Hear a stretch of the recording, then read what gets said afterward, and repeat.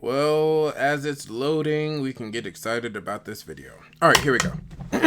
Well, if you don't know who I am Kuukuu Omoy. I do a lot of random content across YouTube. You can definitely check out the name and you'll be linked to a number of different things that I do. For the purposes of this video, we will be talking about Clip Studio Paint Pro. I believe it's also called Manga Studio, but regardless, this is going to go on the aspect of how to design and, draw with this program. The specifics here are that I'm using a Surface Pro 4 and I am drawing straight into the tablet. I am so happy with this device, although it does have its moments where it just it acts up. But for the most part, this program is such a great tool for, drawing and, getting your art across. So what I'm going to do here is go from this finished image. I'm going to show you how I got there, why I got there, and how you can get there as well. First off, this guy is a custom planeswalker from Magic the Gathering. So essentially what I do is I already have an idea for an image or a design before I actually go into it. With this program, that helps out so much because it allows me to focus on what's important. It allows me to go into certain aspects that I want and worry less about the physicality of it. One thing to note when you're working in this program, name all your layers. Name them, put a name and tag to each of your layers. Start grouping them together. Make it so that you worry less about what you're doing and how you're doing it, and you're just doing what you need to do. Now that we're talking about doing what you need to do, make sure that one of the things that I believe that everybody who draws on these programs should invest in is a wireless keypad, or not even a wireless keypad. You could get one of those PS4 Bluetooth keypads, because this is a very important topic. If you are taking time to look through a menu to get to a certain setting that you need, over time, that searching is going to add up. And let's say you have to do 6 drawings by the end of next week, and it takes you, let's say, 6 seconds to go with your tablet pen and open and find the window that opens the brush sizes so you can quickly click on it to make your brush bigger or smaller. It took me 6 seconds to open up that window and have it open. And when I don't want that window in the way, I'm going to close it out so that, I can actually focus on drawing. But the point is that takes time. And if you're doing that hundreds of times, that 6 seconds adds up, and then that's more time out of your ability just to focus on the work. So I heavily recommend going through a program and just getting familiar with what hotkeys you need to make your process as fast as possible.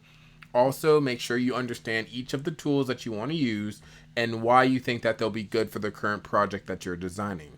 For me, if I'm doing a character design like this one, what I would do before I even begin is decide the emotion and the scheme of things for this drawing. Like, what do I want this drawing to do? And I would work from a place of no gradients, no colors, no black or white, unless I was doing one of those, etching kind of drawings. And I would pull out one of my pencil tools. The reason why I'm going to be working with a pencil is because you want to work as fast as you can. When I'm drawing and I'm trying to focus on something, I don't want to wait for the program to understand what I'm doing. I just want it to do it. Like when you want someone to make your food, you don't want like the explanation of like the lettuce goes on top of the cheese. You just want the food. So what I do is after I've established the background layer color and I have my music in my earphones, what I'll do is I'll just take a pencil with a decent size. I'm going to say, let's make this, see, I'm about to search for the sides again, but because I'm doing the video, I'm going to do it. I'd lower the opacity to about like 80, 70, and then I would just start blocking in shapes. When you're sketching, by the way, one of your favorite things to use needs to be this thing right here, the Clear All tool. What the Clear All tool does is it gets rid of everything on that layer. So for the sketching, it's going to be relevant in a second. What I do is I draw a shape. Then I draw what I want the shape to be looking like. And I know that I have a certain aspect that I'm trying to get across with the shape And so I just start drawing. I draw basically the chest, arms, the head, what I want his body to be facing, what angle is he going to be in, the neck, the arms, how big his arms actually are going to be. Because I have it on a lower opacity than 100, I can easily just work in these elements without a big hassle. The chest, um, the there's an important little cheat that I do as well, but I'll get to that in a second. And then legs, how do I want his legs to look? Uh, do I want him to have a elongated arm? And this process takes like 4 or 5 seconds. Not long at all. I just say, okay, I want him to be doing this. I want him to be having an arm do this. Where are the joints gonna be? That kind of thing. Like, you can see, like, it's very basic, very easy, nothing crazy. I don't take time to go back over things. Not go over things. I don't take time to erase things as I'm drawing at this state. Because, like I said, I'm just trying to get a feeling across and sketch out an idea. With character designing on the Clip Studio Paint software, and if you are drawing on a tablet like the Apple, I'm not actually sure if the Apple Pad or whatever it's called now will do this. But if you use 2 fingers, you have to make sure that you're watching out for just using 1 finger and then putting the second one down and then zooming, because then you'll do exactly what you see on the screen. You'll have an artifact there. And if you forget, you'll do something like this, and you'll paint over basically everywhere except where you need to paint. Always happens that way. And you'll have like a remainder somewhere in your image, and you have to clean that up at the end of the day. But regardless, as you can see, I've done my layer, I've done my sketch, and it's basically giving me a feeling that I want. What I do then is I bring the opacity down completely, let's say to like 30, 29, 11%. I'll make a new layer, and then I'll go back over it with a slightly bigger brush. Because I have my settings the way I want them, even though it's a bigger brush, I can still make these nice, precise lines. And because it's on a new layer, I can always just clear all if I wanted to. At this state, what I'm going to do is really block in outlines. Like, I would say, okay, well, we know that the edge needs to be this way. And I'm working on the silhouette of the piece. Because the most prominent things that are going to be seen are going to be determined by how this silhouette plays out. Like, if someone's wearing hulky armor, you're going to see that with the shadows presented in the image and the overall piece as a whole. Like, you're going to see that without even having most of the really intensive detail done. And a note about, this particular piece so far. I always try to make sure that I have a belly button when I'm doing this size. Like, when you're drawing fast and you get to designing stuff, you'll have little cheating tricks that you'll do to make it so that you don't have to necessarily do certain details all the time. One of the tricks that I do is I take note of where the belly button is, and I try to draw the core of the person first. Because that way, if I draw the core, I can say, okay, his musculature is going to be more like this, and so when I'm drawing other elements, I need to accommodate for the fact that he has more muscles than that, quote unquote. And as you can see, it's just, that was my phone. As you can see, it's coming together. It's even though it's just the outlining, and even though it's just, very calm. And let's have his pinky go out, even though the rest of his hand's gonna go in. It's very easy to see the feeling from this image. He's like a butler looking kind of thing. And then after I've done the outlines on this iteration, I would go back in and add in shapes. And I would do this with blocking. I would take the shapes that I want, and I just fill it in with this kind of idea. This brush is kind of lagging. So let me look at the tools that I'm currently using. I'm probably not on a pencil. That's good enough for sketching. I'm going to change it to, I really like the sketch brush though. And then I'm going to make sure that the stabilization's all the way down. Put the brush size back up.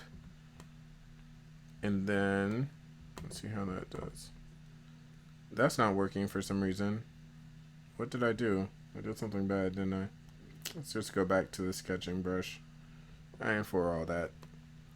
Okay, so then I'm going to work with the fact that I do have my brush at a lower opacity and start just like seeing what I like and seeing what things I want to have accentuated with this drawing. And because I've drawn this at such a speed, I don't have to worry about getting attached to certain elements of the drawing. I can just have fun with the design. I can just draw. And if I don't like something, I'll just erase it and try again, or just keep going at it. I think it's important just to get down to it and just draw, because a lot of times you'll just be thinking and thinking and thinking and trying to plot and decide, and while you're plotting and deciding, you could be drawing, and the drawing could be done. So, ooh, someone's really trying to get in touch. Oh my gosh, I'm popular or something. Jeez. But I think it's really important that we just get to it. And with this version and this way of designing, I don't have to waste time. Well, it's not really a waste of time. I won't say that. I'm not spending more time than it's necessary just talking and not doing. So with this sketch, I'm seeing like I know where certain areas are going to be, and then I would go and worry about like how am I going to have the shadows on the face. I'm not going to zoom in and do actually what I would be doing. Let's give him some googly eyes. But the shapes are what's important for this step. So after I've done the shapes and basically the shadows, I would put in, I would say, a max of one or two other colors to determine where I want certain things to be. Because working in one color doesn't allow me to have the ideas going forward. It does. I mean, some people can work with, you know, monochrome, black and white, but I like the idea of color. And I would just start blocking out the shapes that I want to see, just like this. Easy peasy, beautiful, cover whatever. And now I can see where I'm going with the drawing. I would go back in and, you know, shade everything a little bit just to have an idea of where I want stuff, putting like a base layer of color. But at this step, I see what I'm going to have the finished piece feel like. I can actually feel a little bit, or mostly, what I'm going to do. So I'm going to fast forward a little bit, and then I'm going to show you what happens after this step. Once I've decided where I'm going to have things and I've shaded it in, I'll go back over it with a different form of brush. I actually use like a pastel or a watercolor brush and smooth edges. With this program, you can change the brush size, opacity, the smoothness of how well it's going to blend with the other layer, or the other brushes, or the other strokes that you've already made on that layer with these tools. The brush density, how thick it's going to be. You can even expand this to give yourself more options, and it's just a great device. It's a great software to use for like getting your ideas out there. So, like I said, I'm going to go ahead and delete these fake sketch layers. And I'm going to show you what a painted quote-unquote sketch layer for me looks like. And as you can see, like, I've blocked out certain things. I've gotten ideas of what I want it to essentially look like at the end of the day. And it's all right there for me to see. And I'm like, okay, I know where I'm going with this image. Let's do this. And so what I'll do at this point is I'll get a reference, because I believe that I want to focus on what I actually want to complete the image with, versus just like, you know, oh, maybe the song goes here. But here we go. I have a reference. I can just, you know, work on the design aspect and get the feeling across that I want to get across, versus is his arms longer this way? And you can always edit the image as you're doing the drawing to give your image like a sense of alien feel. Like you could take one of the transform tools and stretch out his arm, or you can make him smaller by making him size appropriate for like if you wanted to draw a dwarf. But I found a sensible reference. And one of the things I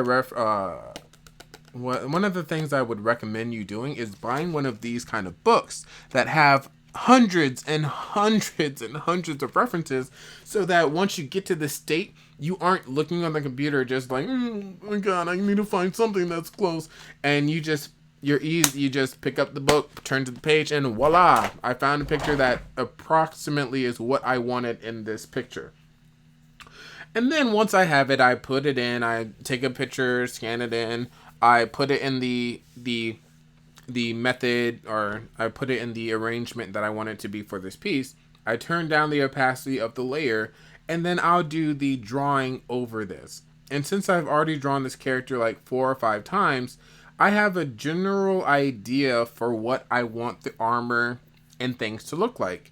And this part of the drawing goes by so fast for me because I've already drawn it like 2 or 4 times, and so like this is like right there. Especially with the reference, I don't have to worry about perspectives and what I'm gonna do and how I'm gonna do it. It's all right there for me to do. So after I've done this version of the rough painting, what I'll do is I'll go back over things, I'll refine them, I'll make sure like the edges are more crisp. I'll try to do as minimalist as possible. I'll edit some of the shading, but I'll have this version of the image which has all the base colors involved. And at this point, I'll decide if I'm going to put more detail into this stage or not. If I choose not to, then this is a layer, it's done, I'll save it, and I'll make sure that I'll have, let's just remove this nipple on the side. I don't want that in my life. But I'll save this and I'll keep this as my, hey, this is always something I could go back to at the end of the day. After I've established this point in the drawing, I'm like, okay, well, what can I do to make this layer pop and make this story come to life as I'm drawing this picture? And so I'm looking at it, I'm like, this guy's name is Bayless, and Bayless is a planeswalker from the Magic the Gathering card game series. It's not a real one, it's like an original created character.